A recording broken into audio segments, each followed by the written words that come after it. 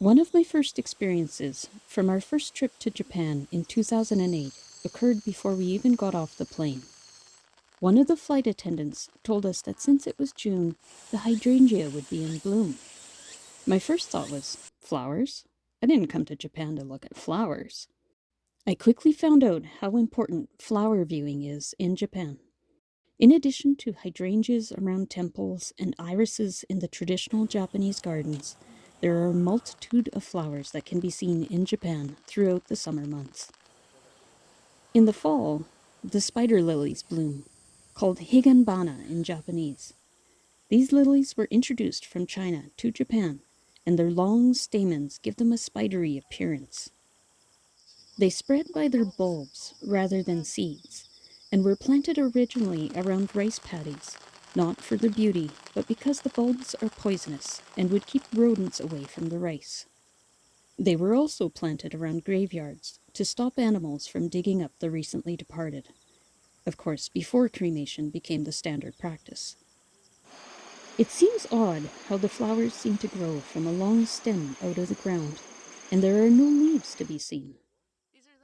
In fact, there were leaves, but they withered away at the end of summer. There is also a story behind this. The sun goddess, Amaterasu, created the spider lily and put two fairies in charge of guarding it. Manju was to guard the flowers and Saka to guard the leaves. The sun goddess put a condition that the two fairies were never to meet. As time progressed, they became curious about each other, and when they saw each other, they fell in love. Amaterasu was furious, as the two fairies were no longer looking after the spider lily, so she cursed them that they would never meet again.